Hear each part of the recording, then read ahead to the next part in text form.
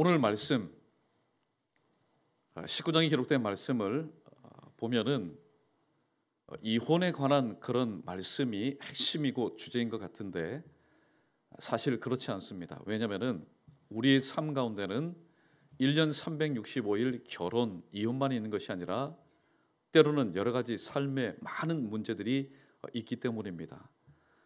오늘 제목의 말씀처럼 오늘 예수님께서 하시고자 하시는 말씀, 성경이 우리에게 주는 교훈이 남다릅니다. 우리 한번 제목의 말씀 따라 보겠습니다. 바리새인, 왜곡된 진리, 예수님. 바리새인은 진리를 진리대로 보지 못하고 어떻게 하든지 간에 왜곡되게 만듭니다. 그러나 주님은 왜곡되고 변질된 그 진리를 다시 바로 잡으시는 분이 바로 예수님이십니다. 그 예가 오늘 바리새인들이 가지고 나온 바로 이 이혼에 관한 문제를 가지고 예수님께서 풀어가시는 것을 보게 됩니다. 지지난 시간에 오늘 이 바리새인들은 예수님의 사역 가운데 도움이 되기 위해서 함께한 자가 아니라 예수님을 넘어뜨리기 위해서 시험하는 자로 다가왔다, 그런 말씀을 전하였습니다. 시험하는 자의 목적은 상대방을 넘어뜨리기 위해서입니다. 그 상대방이 누굽니까? 오늘 예수님입니다. 예수님 사역하시기 이전에 광야에서 3번이나 시험하였지만은 예수님은 시험에 넘어가지 않았습니다. 보십시오. 마귀가 잠시 물러갔지만은 예수님께서 공생의 이제 구속의 역사를 이루시기 일보 직전에 있었던 유대 지경에 들어오셨을 때 마귀는 다시 나타났습니다. 보이지 않는 마귀는 나타난 눈에 보이는 바리새인의 모습으로 나타나서 예수님을 끊임없이 시험하고 넘어뜨리려고 합니다. 그러나 우리의 일상생활 가운데도 마찬가지입니다. 교회이기 때문에 우리에게 시험이 있는 겁니다. 교회이기 때문에 우리에게 어려움이 있고 또 고난이 있는 겁니다. 그렇다면 특별히 이 시험은 우리가 어떻게 물리치고 우리가 승리할 수 있어야 될까요? 인터넷 아무리 뒤져봐도 우리의 영혼을 좀먹는 이 시험을 이길 수 있는 방법을 제시하는 곳을 우리가 찾아볼 수 없습니다. 하나님께서 우리 손에 주시고 이미 우리가 들은 그 말씀 가운데서 우리는 답을 찾아야 되는데, 마태복음 4장에 기록된 말씀을 보면은 예수님께서 기록하였으되 바로 하나님의 말씀으로 이 마귀의 시험을 물리치신 것을 보게 됩니다. 그렇다면은 왜 예수님께서는 이 땅 가운데 가장 강력한 무기들이 참 많을 텐데 왜 하나님의 말씀으로 마귀의 이 시험을 물리칠 수 있었을까요? 에베소서 6장 17절에 기록된 말씀처럼 한번 따라해 보겠습니다. 하나님의 말씀은 성령의 검이기 때문입니다. 성령의 검이라는 얘기는 성령께서 어떤 칼의 모습을 통해서 나타나서 역사한다는 의미가 아니라 성경의 원저자가 누구입니까? 성경의 원저자는 성령입니다. 성령의 감동함으로 받아서 영감을 받은 자들이 기록한 책이 바로 거룩한 말씀이 기록된 성경입니다. 그러므로 이 성경과 관련해서 우리의 삶 가운데 찾아오는 모든 시험은 누구를 의지해야 됩니까? 성경의 원처자인 성령의 도우심을 받아야만이 오늘 이단과 사이비 세력들 2000년 전에 바리새인들이 그 말씀을 왜곡되게 가지고 와서 나를 시험한다 할지라도 내가 성령 하나님을 의지하면은 어떤 말씀이지 간에 우리가 승리할 수 있다라는 겁니다. 내가 잘나서 내가 똑똑해서가 아닙니다. 내가 성경의 원처자인 성령 하나님을 의지하니 성령께서 내게 이길 수 있는, 극복할 수 있는, 물리칠 수 있는 지혜를 주시니 우리는 범사에 승리할 수밖에 없다는 사실입니다. 오늘 새벽에 이단 사이비 세력이 이제 말세가 되면은 말이 출현하게 될 것이라는 말씀을 함께 상고하였습니다. 디모데후서 3장의 말씀을 가지고 함께 상고했는데 이단 사이비 세력을 우리가 이길 수 있을까요?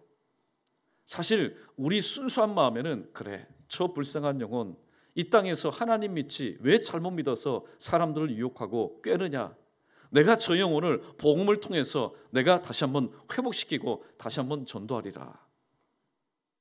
사랑하는 성도 여러분, 이단과 사이비 세력이 교회를 타겟 삼고 다가올 때는 아무런 계획 없이 그냥 오는 것 아닙니다. 철저하게 오늘 새벽에 말씀드린 것처럼 우리 청실부터 발끝까지 나의 단점, 나의 장점, 가정의 형편, 모든 형편을 다 알고 내가 무엇에 대해서 약한지 다 파악하고 오기 때문에 사실 1대1로 만나서 그들을 말씀으로 내 순수한 마음으로 변화시킨다는 것은 매우 힘들고 어렵습니다. 이단을 한번 보십시오. 절대로 1대1로 와가지고 대하지 않습니다. 최소한 2명 이상 와서 자꾸만 반복되는 말을 통해서 당신은 이것이 문제다. 당신에겐 이런 아픔이 있지 않느냐. 말을 듣다 보면 빠질 수밖에 없는 겁니다. 그래서 디도서에 기록된 말씀, 또 요한이서에 기록된 말씀처럼 또 이단에 속한 자들은 한두 번 훈계한 뒤에 물리치라, 상대하지 말아라, 등을 돌려라. 성경은 그렇게 말씀하고 있는 것입니다. 어떻게 하든지 간에 오늘 마귀는 하나님의 형상대로 지음받은 교회인 저와 여러분을 물리치기 위해서, 무너뜨리기 위해서 여러 가지 다방면의 또 방법을 가지고 오늘 또 접근하고 있습니다.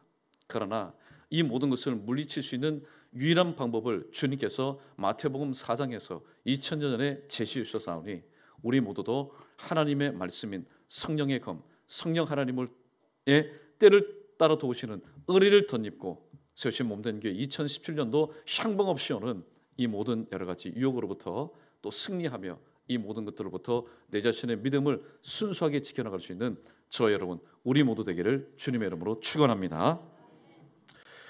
신앙생활하다 보면은 때로는 하나님의 말씀입니다. 하나님의 말씀을 내가 오해할 수도 있고 때로는 아전인식격으로 내 환경과 내 처지에 맞게끔 아전인식격으로 해석하다 보면은 어느새 내가 바리새인이 되어버립니다. 그래서 심판자의 자리, 하나님께서 계셔야 될 자리에 내가 앉아서 상대방을 또 상황을 사건들을 정죄하는 그런 삶을 살게 됩니다. 오늘 본문에 등장하는 이 바리새인은 사내들인 공회가 예수님 사역 현장마다 파송한 영적인 파파라치들이었습니다. 이 바리새인들에게 있어서 예수님의 한 말씀 한 말씀과 일거수일투족은 다 타겟이 되었습니다. 예수님이 하시는 말씀, 그 똑똑한 머리 가지고 토시 하나 여러분 놓치지 않고 다 입력합니다. 그래서 조금이라도 모세의 율법, 모세가 그들 조상에게 전한 그 율법에 조금이라도 어긋나게 되면은 그것을 꼬투리 잡아서 모세의 율법에는 모세는 이렇게 가르쳤는데 당신은 왜 이렇게 말합니까? 당신이 모세보다 더 위대한 자입니까? 항상 꼬투리 잡았던 것이 바로 바리새인들의 모습이었습니다. 예수님께서 구속의 역사를 이루기 위해서 유대 지경 안으로 들어오셨을 때에 바리새인이 나타나서 다짜고짜 아무런 연고 없이 예수님께 이렇게 질문합니다. 사람들이 아무 이유 없이 어떤 연고로 인해서 그 아내를 버리는 것이 옳습니까? 여러분 질문을 한번 잘 들어보십시오. 이들의 접근이 다분히 시험적이라는 것을 우리가 알 수 있는 것은 지금 무엇을 종용하고 있습니까? 이혼을 자꾸만 종용하는 겁니다. 어떤 경우에 이혼하는 것이 옳습니까? 한마디로 요약하자면은 아무런 이유 없이 이혼하는 것이 옳습니까? 라는 말입니다. 이에 대해서 예수님이 세 가지로 말합니다. 하나님이 본래 사람을 남자와 여자로 만드셨다. 두 번째, 그러므로 사람이 그 부모를 떠나서 아내에게 연합하여 그 둘이 한 몸이 되어야 한다. 마지막 세 번째가 무엇입니까? 그러므로 이제는 둘이 아니요 한 몸이니 하나님께서 짝 지어주신 것을 사람이 인위적으로 나눌 수가 없다라고 말씀하고 있습니다. 이 정도 알아듣게 예수님께서 풀이하셔서 말씀하였으면은 당신의 고견을 잘 들었습니다. 그렇게 물러가면 되는데 오늘 또 토시를 답니다. 어떤 토를 답니까? 그렇다면 어찌하여 당신은 그렇게 말씀하는데 어찌하여 우리 유대교회에 있는 모든 사람들이 신봉하는 모세는 이혼 증서를 내어버리라 그렇게 말하였습니까? 당신이 지금 그렇게 말하는 것 우리가 이해합니다. 그렇다면은 모세는 어찌하여서 이혼 증서를 받아서 내어주어서 내쫓으라 그렇게 말합니까? 이에 대한 예수님의 대답은 두 가지입니다. 모세가 그렇게 한 것은 너희 마음의 완악함 때문에 허락한 거다.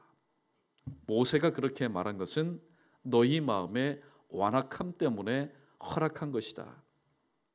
여기서 너희의 완악함 때문이란 말은 만약에 이혼이 허락되지 않으면은 오히려 그 아내를 더욱더 학대하게 될 것이고, 심지어는 그 남자가 다른 여자와 결혼하기 위해서 때로는 아내를 청부살해하는 위험까지 있었기 때문에 모세가 잠시 허락한 것이다.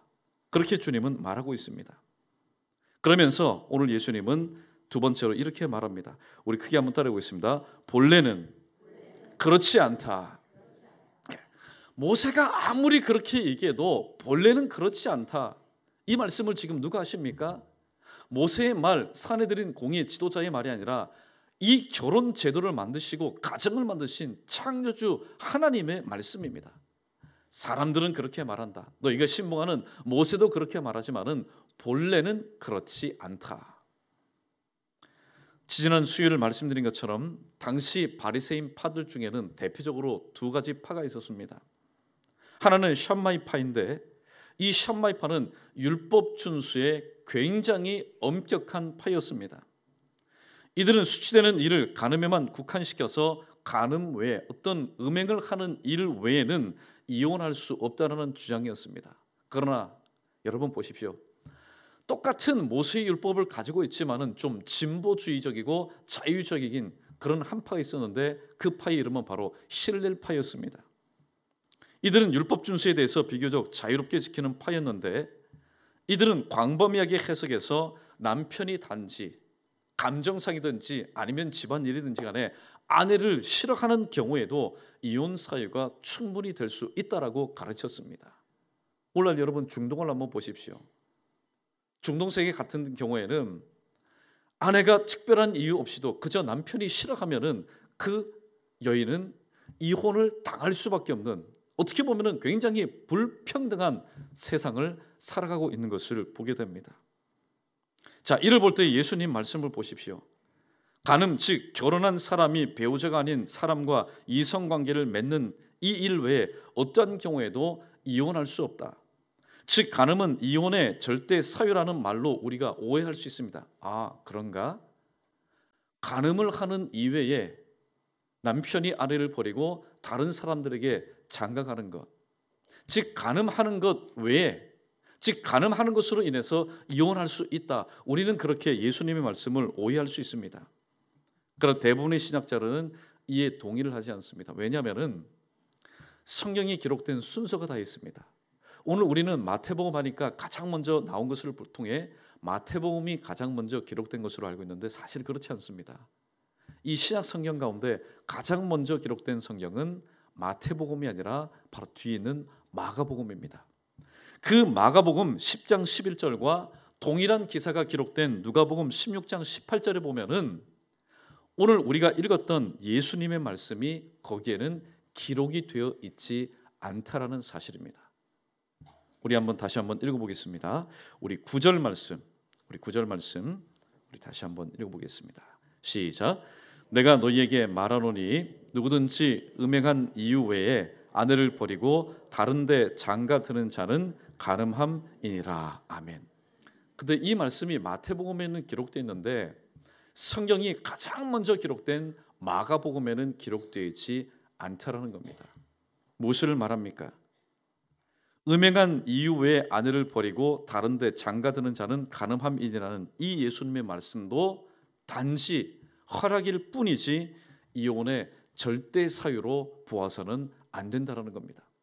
만약에 예수님께서 간음이라는 이 조건을 통해서 그래 이혼해도 좋다 말하면은 가정을 이루신 창조주 하나님이 스스로의 그 계획과 질서를 허무는 것과 마찬가지이기 때문입니다. 이처럼 결혼에 관한 예수님의 말씀을 들었음에도 불구하고 바리새인을 보십시오. 정말로 집요합니다. 끈질깁니다. 모세의 율법 조항을 들고 와서 예수님을 시험하며 심지어는 예수님의 그 권위에 대해서 도전을 하고 있습니다.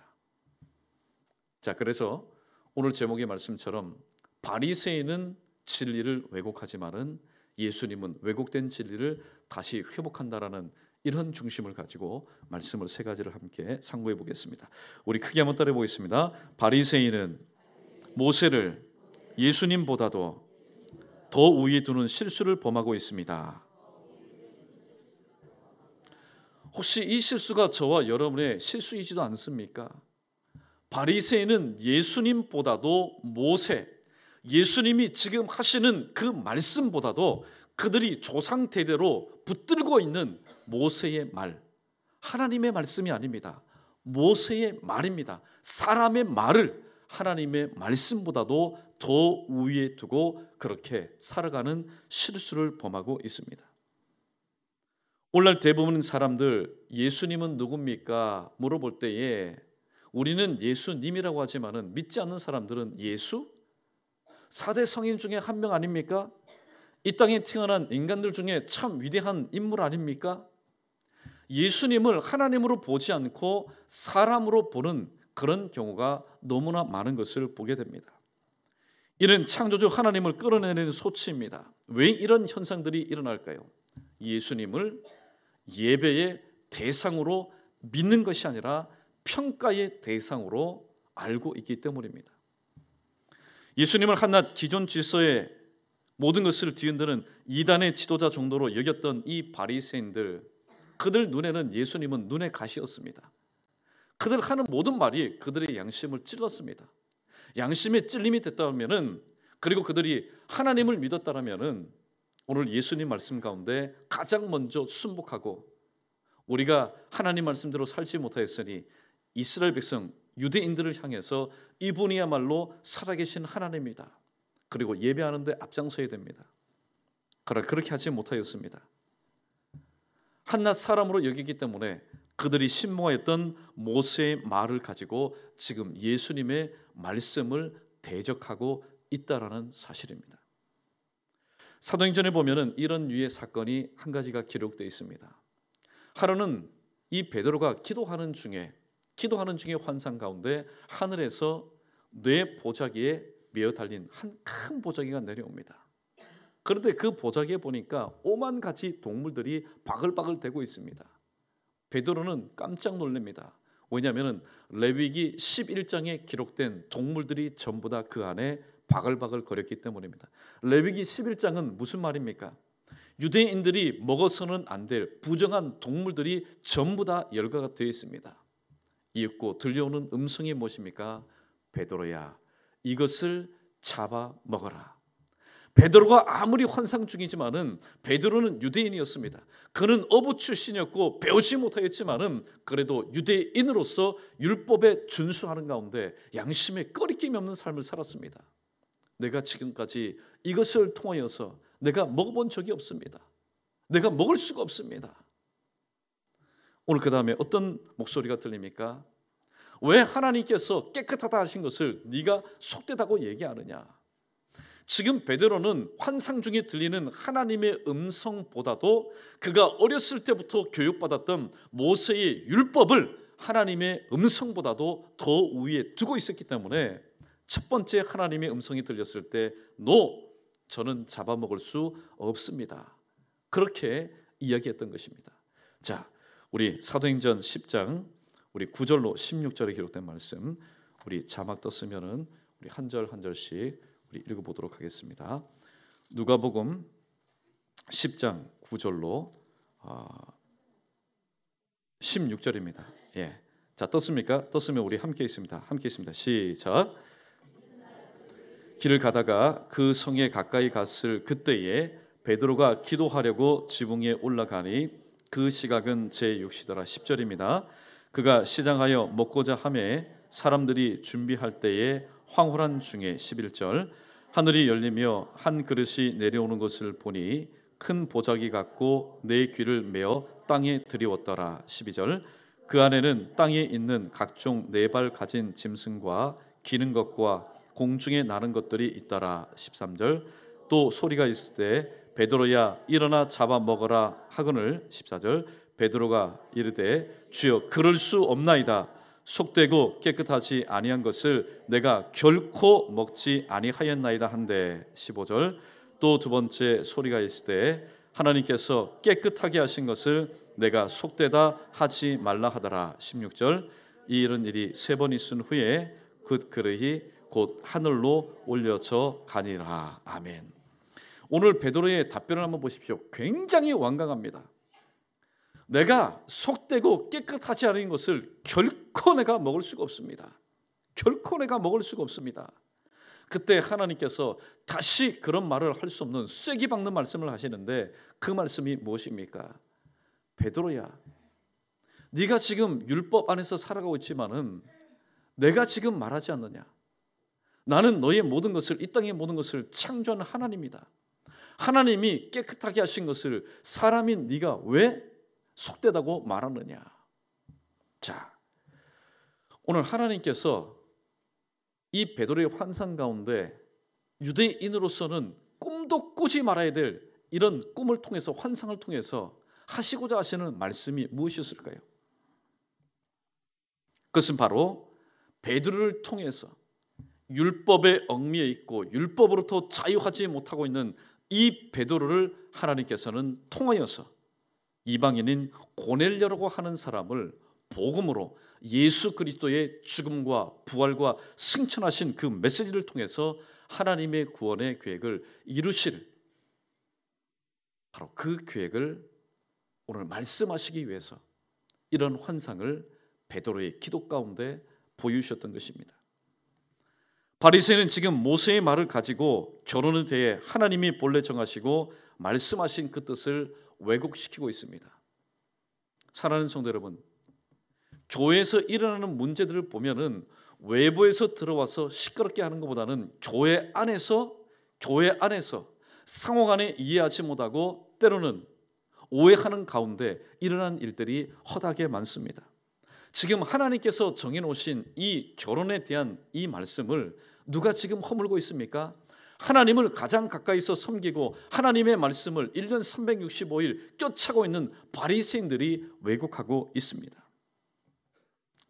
사람을 예수님보다 더 위에 둘 때에 얼마든지 저지를 수 있는 실수입니다. 또 사람의 말을 하나님의 말씀보다도 더 위에 둘 때에 일어날 수 있는, 충분히 일어날 수 있는 현상이기도 합니다. 오늘 이 말씀을 한마디로 요약하자면 이와 같을 겁니다. 유한한 인간,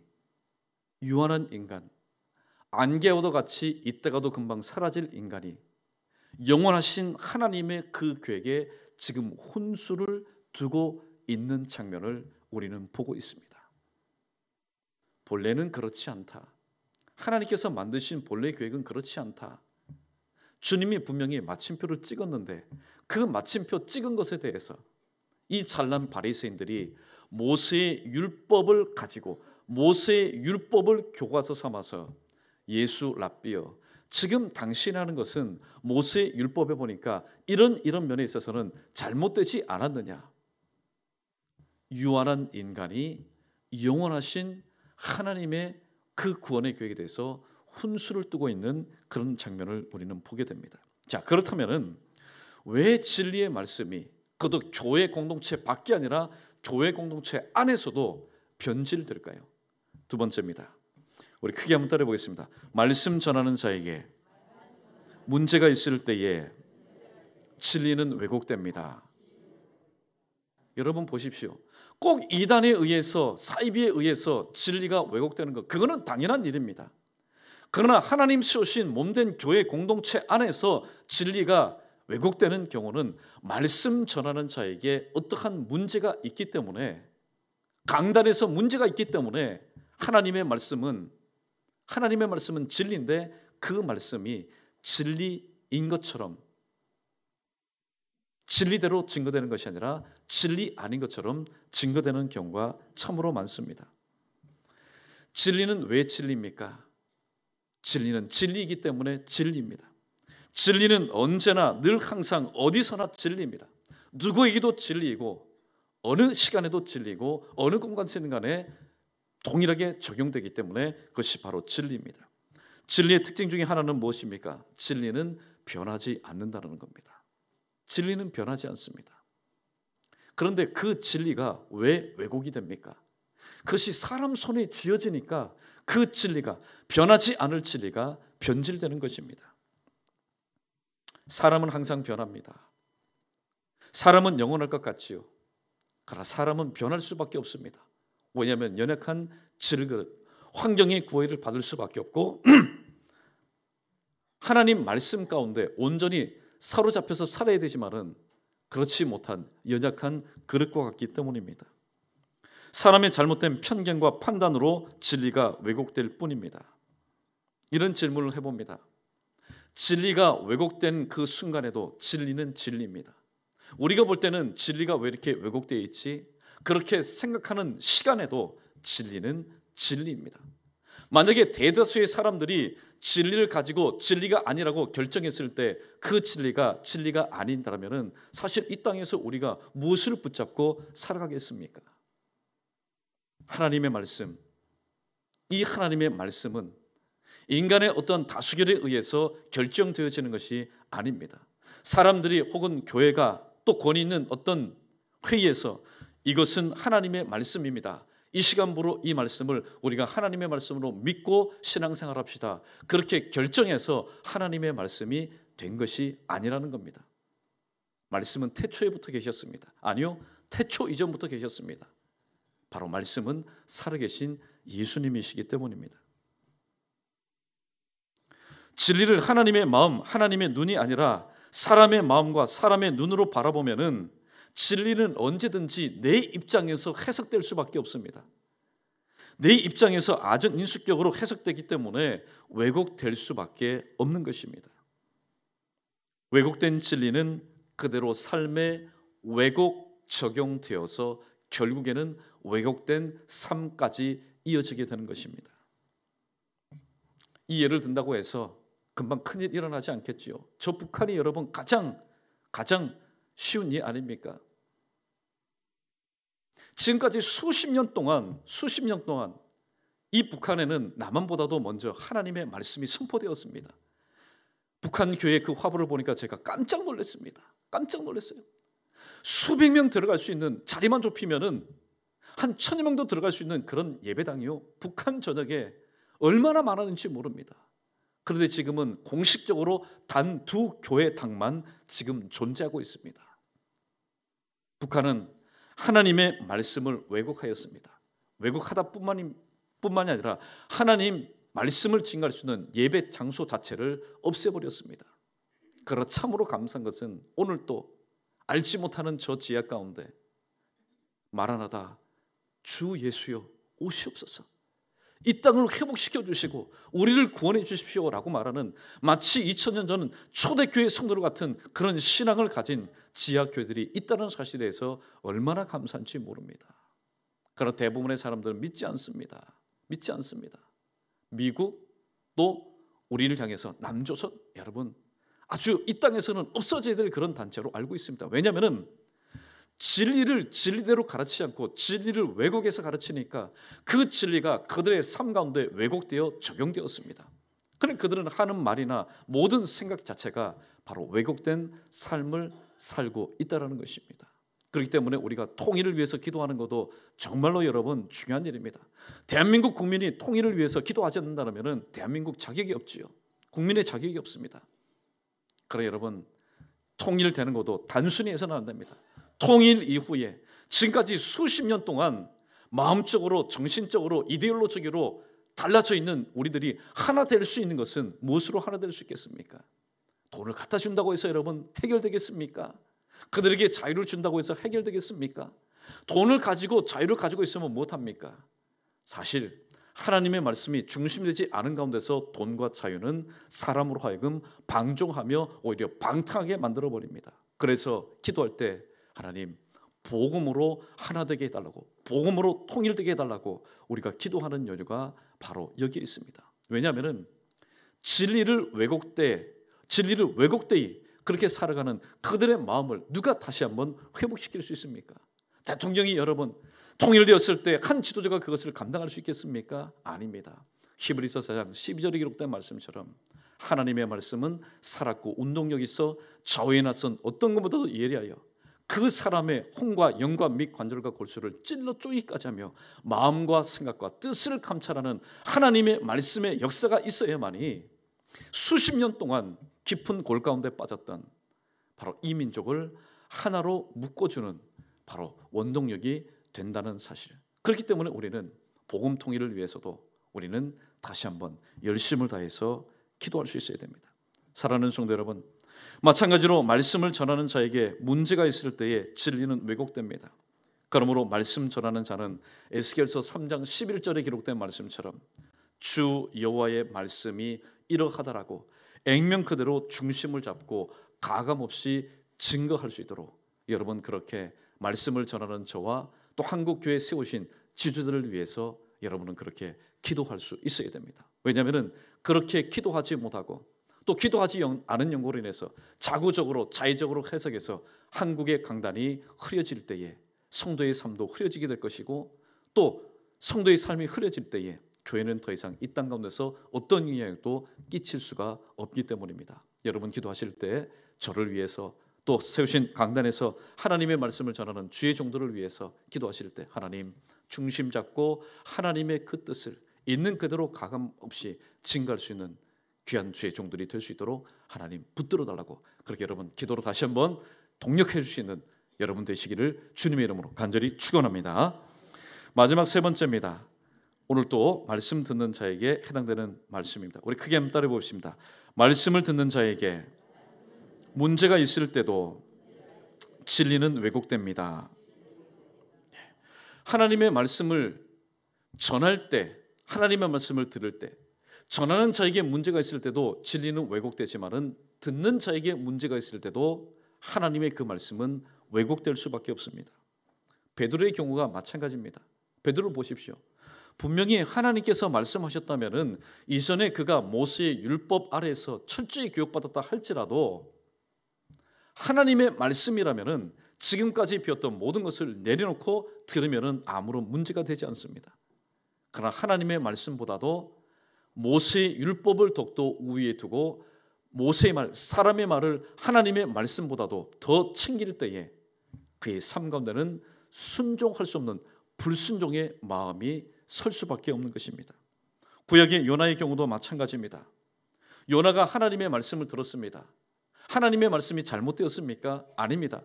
니느웨를 향한 그 앞뒤 좌우를 분별하지 못하는 12만 명의 영혼 구원을 위한 하나님의 계획은 여러분 순수합니다. 그것은 변질되지 않습니다. 왜곡되지 않습니다. 그러나 요나가 볼 때에 자기의 민족적인 감정, 선입견으로 볼 때에 하나님의 말씀을 하나님의 말씀으로 받아들일 수가 없었습니다. 요나가 불순종한 이유가 바로 무엇 때문입니까? 하나님의 말씀과 요나의 순종 그 사이에 가로막고 있는 것들이 있었기 때문입니다. 민족적인 악감정이 있었기 때문입니다. 또 한 가지 예를 듭니다. 바울과 바로 예루살렘 교회입니다. 성경에 보면은 사울이 예루살렘 교회에 올라가서 제자들과 친근히 하고자 하자 교제를 하기를 원하였지만은 예루살렘 교회는 사울이라는 이 청년을 받아들이지 않았습니다. 이미 예루살렘 교회에 문을 두드린 사울은 이미 변화되었습니다. 이미 그런 새 사람이 되었습니다. 그럼에도 불구하고 예루살렘 교회가 사울이라는 청년을 받아들이지 못한 이유가 무엇일까요? 이 사울이라는 청년의 지난 과거, 교회를 향한 그 악행과 그 잘못된 선입견을 여전히 가지고 있었기 때문입니다. 하나님께서는 이 사울을 변하여 바울되게 하셨고 이방을 위한 그릇으로 사용하시기 위해서, 그러나 어떻게 혼자 쓸 수 있습니까? 예루살렘 교회와 또 동력하는 그런 사역을 감당하기 위해서 예루살렘 교회에 문을 두드렸지만은 예루살렘 교회는 문을 꼭 닫아두고 있었습니다. 왜냐하면 사울에 대한 선입견, 사울에 대한 고정관념을 가지고 있었기 때문입니다. 그러나 바나바라고 하는 사람이 중간에 나타나서 중재를 하게 됩니다. 예루살렘 교회여, 아니다. 내가 알고 있기로 이 사울은 분명히 그가 다메섹에서 예수 그리스도, 우리가 믿는 예수 그리스도를 만났다. 그리고 예수 그리스도에 의해서 말씀의 은총의 포로가 되었다. 나는 확신한다. 이 바나바라고 하는 사람의 적극적인 중재를 통해서 도무지 함께할 수 없었던 어제의 원수되었던 사울이라는 청년이 예루살렘 교회와 함께 동역하여서 아름다운 귀한 선교의 사역을 감당하였던 것을 보게 됩니다. 그러므로 여러분, 말씀을 듣는 자에게 문제가 있을 때도 진리는 왜곡될 수 있다는 말씀에 다시 한번 여러분 자신을 한번 점검하시고, 혹 말씀 전하는 자와 말씀 듣는 여러분 사이에 가로막고 있는 장애물이 있다면, 눈에 보이고 보이지 않는 담들이 있다면 하나님 이것을 허물어 달라고 우리는 그렇게 기도할 수 있어야 됩니다. 여러분, 사람이 사람에 대해서 고정관념 혹은 선입견을 가지고 있으면 어떤 일들이 일어납니까? 분명히 전하는 말이 나를 위한 말, 좋은 말임에도 불구하고 내가 과거 한때 가지고 있었던 그 잘못된 고정관념, 선입견 때문에 하나님께서 내게 주시는 그 생명의 말씀, 복된 말씀을 그 시간만큼 내 것으로 취하지 못하는 불이익을 당할 수밖에 없기 때문입니다. 하나님은 교회 공동체 안에서 말씀을 주십니다. 그 말씀 안에 여러분, 하나님께서 주시는 말씀과 말씀을 받는 자 사이에 무엇이 가로막을 수가 있겠습니까? 가로막을 수도 없고 가로막아도 안 됩니다. 그러므로 오늘 세 번째 대지의 말씀을 다시 한번 정리하면서, 하나님의 말씀을 전하는 자가 중심을 잃지 않고 하나님의 말씀을 대언한다면 그 말씀을 내게 주시는 말씀으로 가감없이 액면 그대로 받아들일 수 있는 마음을 허락해 주시고, 혹은 눈에 보이고 보이지 않는 중간에 가로막힌 담이 있다면 이 모든 것을 허물어 달라고 또 말씀을 듣는 여러분들은 그렇게 기도할 수 있어야 되고, 또 말씀을 전하는 저도 마찬가지입니다. 중심 잃지 않고 하나님의 사랑하는 영혼들입니다. 이 영혼을 향해서 하나님의 그 중심을 있는 그대로 액면 그대로 증가할 수 있도록 하나님 도와달라고 말씀 전하는 자는 그렇게 기도하고, 말씀 듣는 여러분은 또 여러분 자신을 위해서 기도할 때에 세우신 몸된 교회가 하나님의 주신 진리의 말씀을 통해서 다시 한번 든든히 서게 될 줄로 믿습니다. 말씀을 정리합니다. 우리 자막에 뜬 말씀, 우리 오늘 세 가지 말씀인데 우리 순서대로 우리 천천히 읽어봅니다. 첫 번째입니다. 시작. 바리새인은 모세를 예수님보다도 더 위에 두는 실수를 범하고 있습니다. 두 번째, 말씀을 전하는 자에게 문제가 있을 때 진리는 왜곡됩니다. 세 번째, 말씀을 듣는 자에게 문제가 있을 때도 진리는 왜곡됩니다. 아멘. 오늘 진리의 말씀, 그 말씀을 가지고 바리새인들은 왜곡시켰습니다. 특별히 이 이혼 문제를 가지고 왜곡시켰습니다. 그러나 예수님께서는 왜곡된 그 진리를 바르게 잡아주셨습니다. 우리가 이 땅에 살아가면서 얼마든지 진리는 왜곡될 수 있습니다.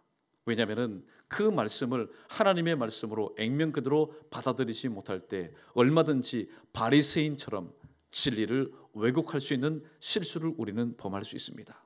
그러나 여러분, 진리가 진리일 때에 우리의 삶 가운데 유익이 되고 우리의 삶 가운데 성장이 있고 우리의 삶 가운데 열매가 있는 것이지, 어떤 연유에 있으니 간에 그 진리가 왜곡된 채 내 머리와 내 가슴과 내 삶 가운데 적용되어서 살아간다면 거기에는 기쁨도 없고 보람도 없고 무엇보다도 성장도 없고 열매도 없습니다.